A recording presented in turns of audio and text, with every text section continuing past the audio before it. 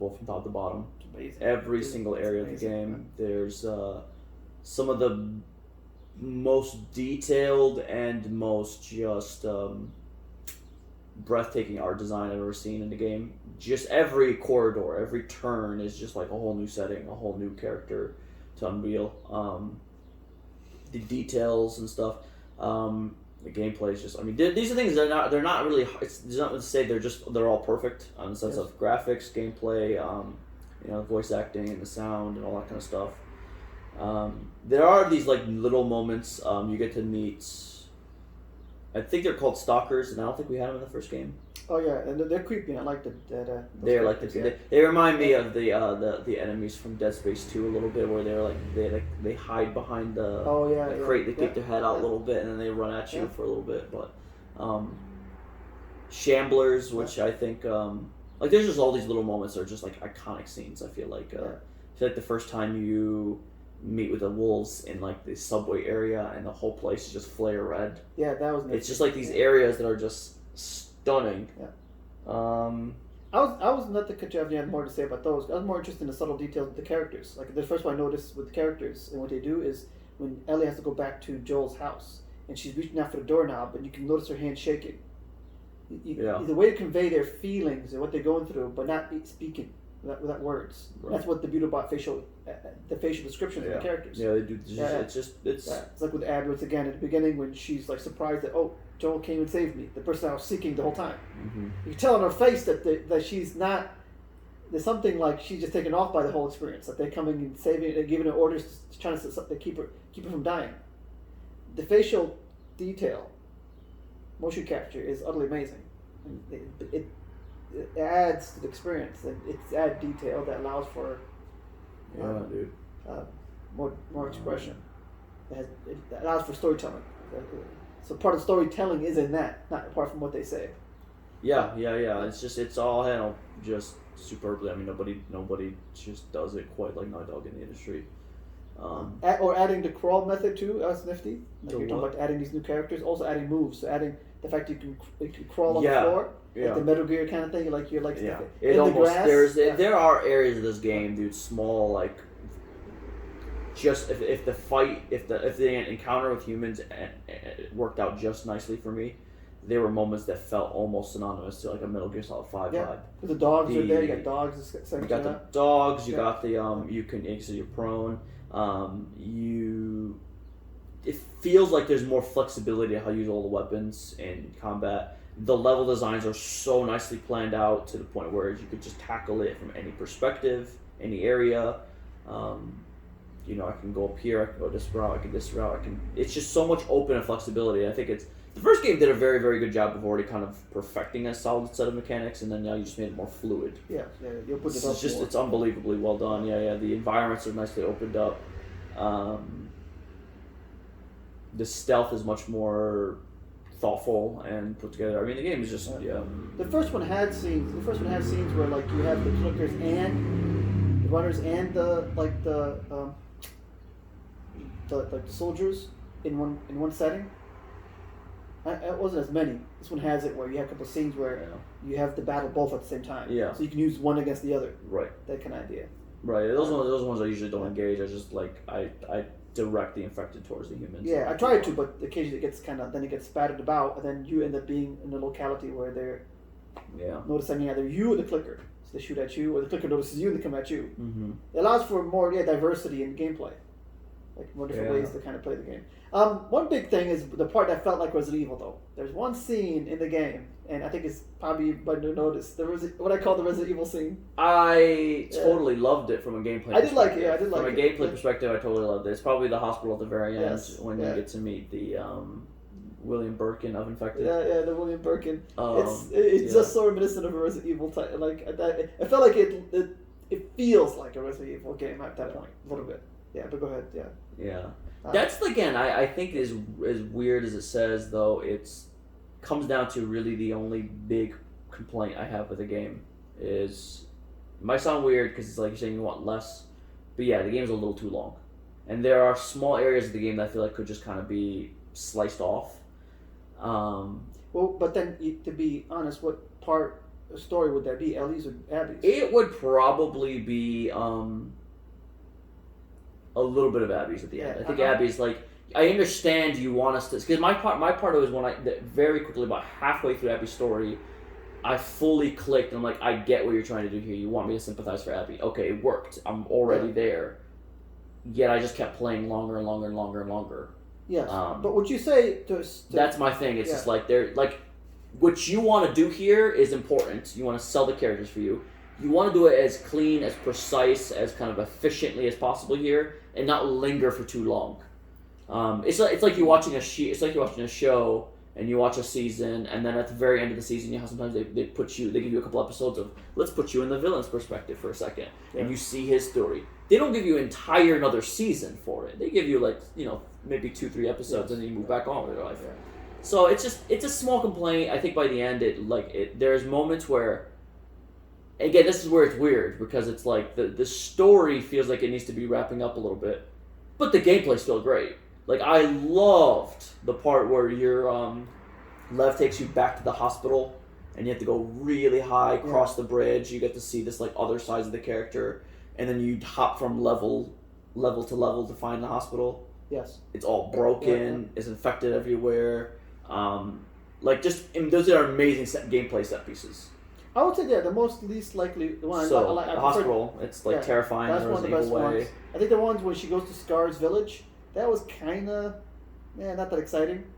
Yeah, there's just a couple areas here and there. It's like, okay, there's parts where it's not quite as fun. Like, you just have to go through it for the story. Yes. The story should be wrapped up. Like, I get it.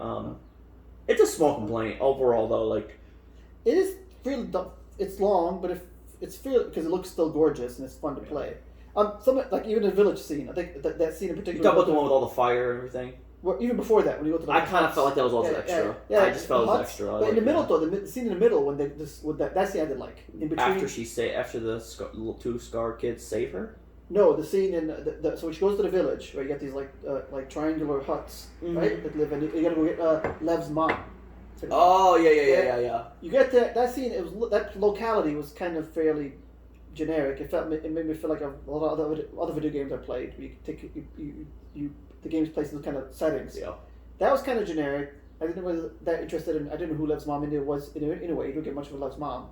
But right after that, where you have some of the wolf members come back to Abby, and then she shoots Isaac. That I did like. I did like that. I did like that. Yeah, it's a good. Yeah. And then you go back to. That's what I'm trying to say. Like, those scenes are all important and stuff. I'm not gonna say I want to change any of them. I just think that there's something that could be just a little more tidy, a little more concise.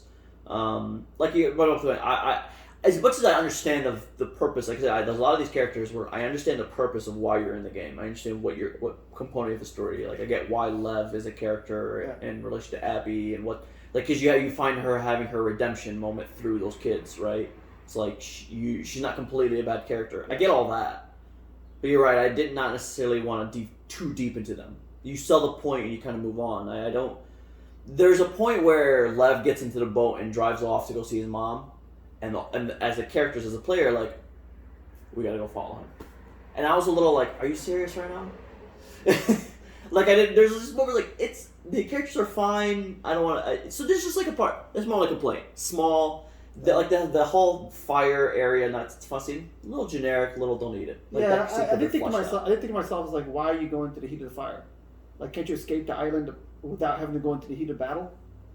Like, I was little questioning, like, why am I? You would assume as a character wanting to avoid danger, because once again at that point, this is after Isaac comes and kills off what's her name, Lev's sister. I forget her name, but whatever. But the idea is, like we say, like, why, if you are going to follow him, fine. But you're at the island, you find out his mom's dead. Now, why would you want to go, knowing that there's a war going on over there? Why would you want to go in the midst of the war? To get a boat? Now, you can't wait for the war to be over first? To a certain degree? I don't know. There's parts like that. She went into the heart of the battle. That's where you fight that big black dude. That's kind of rough. Yeah, I remember that. But she went into the heart of the war. Like, they go in between. It was pretty much the wolves against Scars at that point, right? I think it felt like, you're right, that's what it felt like when it did that. It felt like it wasn't something that's natural to the character, but it felt like it was contrived. It's like you're watching a movie, right? Yeah, just the director wanted to give some action scenes again. Kind of felt like that. Yeah. Just again, it is just what, like, we're getting so far into the story. It's time to like. It just took a little too long, I think, because you want to get it wrapped up with. Yeah. Ellie's story has to wrap it all up. It's and then you do. You get the end. You get all kind of. But that is the difficult. That's difficult. That's the difficulty of a director trying to make it where, this is going to be partially an action game, has some action in it. How do you splice action where it feels like it's part of the story, and not like I would rather just not superfluous and not add-ons. Yeah, but that's the thing. You have to integrate it nicely. Some of the best action scenes I remember from the game was the car scene. You and Jesse like set up in a way where it doesn't take too long, but it's nicely integrated. Yes. You play a stealth game, whatever. You just get into the car and you drive around shooting them, and it crashes, and you move on. It doesn't. No, that makes sense. Not a whole nother. It's hard to say. It's up and down. Sometimes I did have my preconceived notions. Preconceived notions were proved wrong. One particular scene was, I'm not sure exactly when it followed, but the scene when you were Abby and her friend, and they get sniped on. The sniper. Yeah. Because I thought I preconceived that sniper was was among the scars. Oh, then you find out it was Tommy. Once I see it was Tommy, that was nifty. I liked it. I liked it. I didn't like that. That was kind of clever because this guy's pretty good at sniping, right? Mm-hmm. It's like, are you just giving me another action scene, like a stealth action scene? Also, you got to create another scar member, like one of the big acts, right? It's a battle scene, like a boss battle. Is that what they're doing? It's like, this just once again you're adding another Resident Evil 6 element here, where you add just a bunch of action, and it's gonna dilute the experience. But when I found out it was Tommy, I think my preconceived notion was failed. I should not liked that more.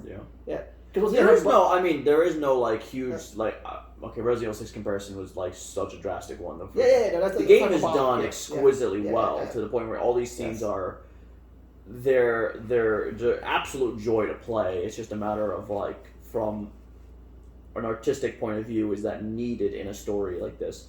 The Tommy scene I think was I don't remember too much, but it was like I remember it was nicely integrated because it was like it played out in a scene where you've seen the other side of it, you just didn't see it from this side. Yeah.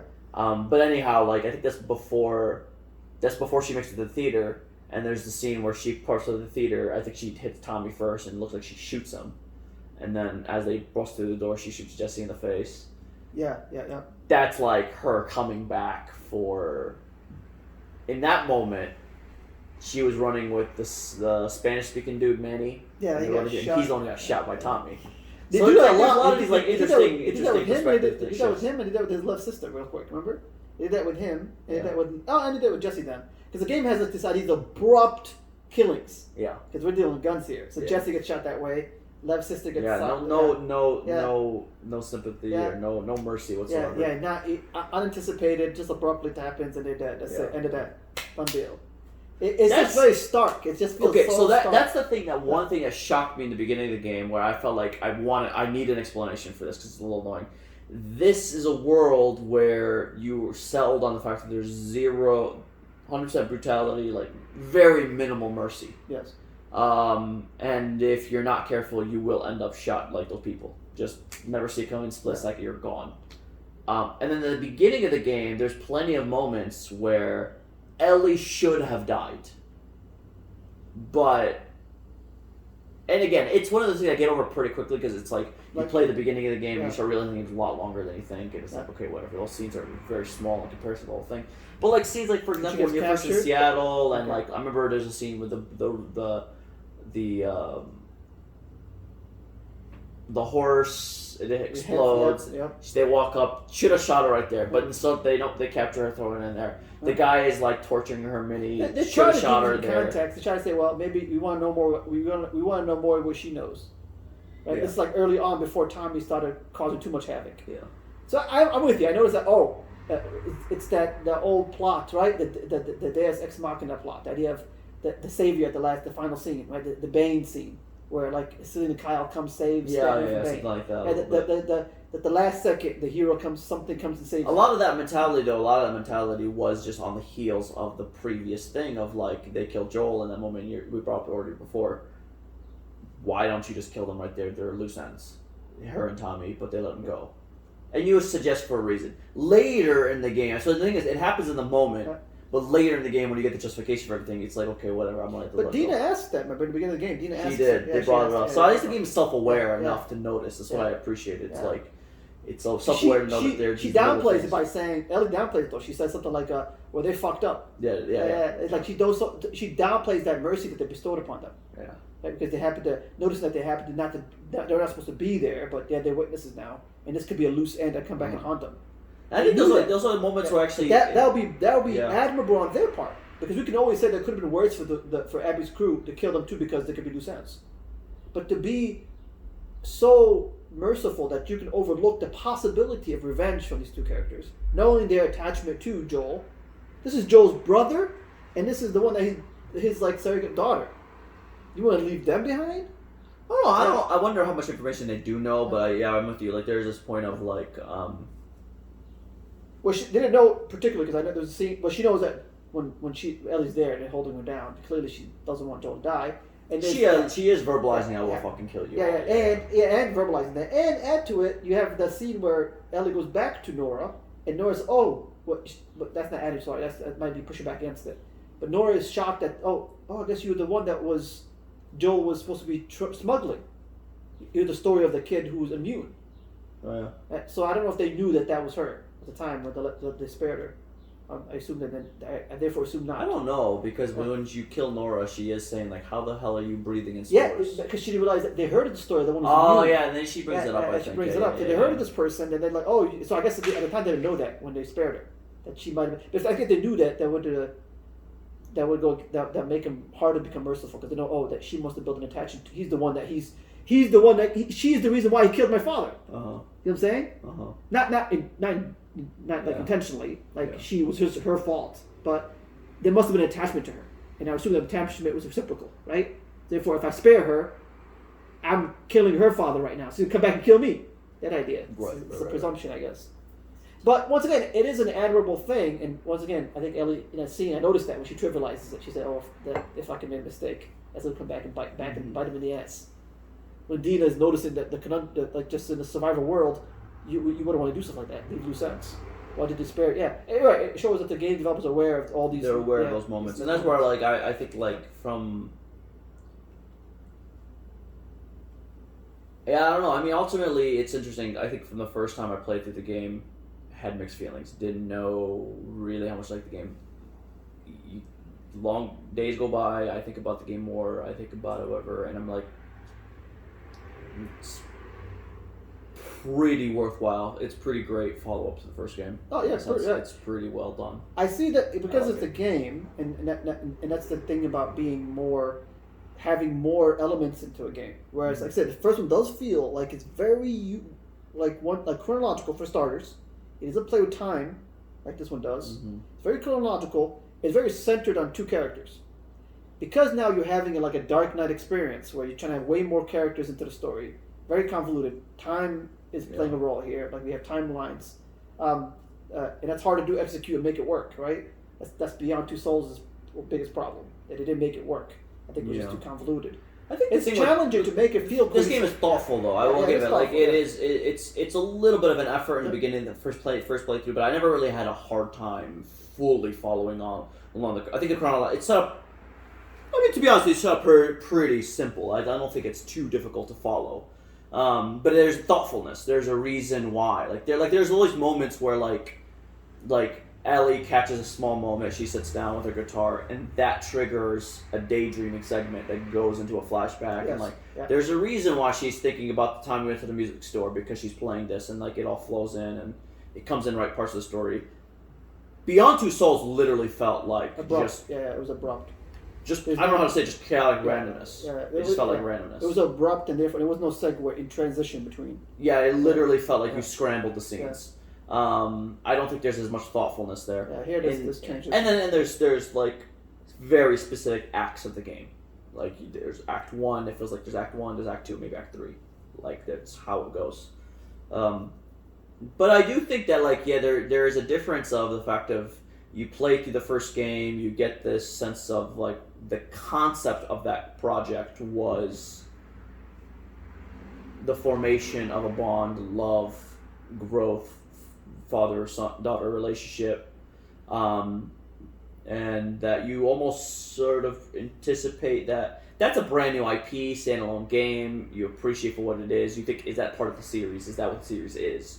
So it's a little interesting to know. Like, we didn't really know what we were going to get for a sequel, but we got it. It is a different concept. It is just something of like, almost like the dissolution of all that through hatred and obsession of revenge. And at the end of the day, I think the morality of like, I think the ultimate message maybe just be that it's ultimately not very fulfilling in the end, and that you gotta cut the cycle of hatred. Yeah. I think the game comes out in such a timely moment of Black Lives Matter, and it comes out in a timely moment of police brutality. I don't know if timely, but I think it's always going to be. I think this is a truth known. Just that happens to be in the forefront of conversation. No, this is a truth since the dawn of humanity. Yes. The idea that we are human beings with biases, and xenophobia and in-group out-group thinking. Yeah. That this the is game going on. highlights both our primal survival instincts. I think what I mean by that is like we are now, I feel just quite just the fact that we're now in a time where these are I think conversations that are already reverberating our on day-to-day thoughts now, because like that's just illuminated now in the news, illuminated now in our stuff like that. We're going through that time in history, so this is a game that I always felt like was just thoughtful by the end of it. In fact, of like that's where the hardest thing to do on any given part is to take that high road, to be like, how can I resolve my own demons without perpetuating the cycle further? Yeah, that is the key here. Because again, at the end, I think that final scene is like really the big culmination of that game, where you're putting the sheep, whatever, back into the barn. Ellie's in this life. She should be, you think that this is what you wanted. It could be. It certainly it looks lovely. You have, family, nice house. But then that flash comes back and just won't leave you alone. That was quite disturbing. And then Tommy comes back to kind of like, he's like, yeah, I found her, we got this. And I'm thinking, like, is she going to accept it or not? And you won't let her go. She has to. But that's why it was nicely constructed, because it was, for starters, depicted in a... Because you're putting your guards down in this... I remember the first thing I did in that farm was walk around, look at the contours. Yeah. Like the farm was like fenced in. Yeah. Right? So it gives you a sense of safety. It gave me a sense of safety, right? Comfortability. You're at home, right? With your family. And then all of a sudden you get this image in her mind. Just him being brutalized, right? It becomes more and more, giving you a sense of vulnerability. That even in the safety of your own home, if you don't resolve the demons in your mind, you bring it along in there with you. Yeah. Right? And it conveyed, I think Naughty Dog did a fantastic job conveying that in that environment. It sets up a comfortability, and then all of a sudden it knocks you with this kind of flashback. Of it did. I didn't expect that at all. And then it really hurt. It really disturbed you. You just have to feel a sense of this. I think she had a panic attack after that. Yeah, right? yeah. It's like she's panicking. Yeah, it's frightening. Yeah. And once again, in the setting of just piece of security. Yeah. And once again, that goes back to the idea of your inner demon. That's what I like about the game. Now, I don't want to segue to another game. I know you got further in that game. Hellblade Has that idea where it said you got to battle your own demons. That's what's beautiful about Hellblade. Yeah, I'm like halfway done with the game. It's conveying this idea. And this game does it here by showing you that scene. That scene was great. I think it was, once again, it shows that it's about her psychology, her character. Yeah. It's more to say about about her than the world that she's living in. Sometimes, it does give it puts on this idea of the perception of the character. Now it's added by what she goes through. All the characters don't go through the same thing, but that we won't expect it to be the case. It's not how reality is. On that note, I think we should end the video. All right. I don't know how exciting that was.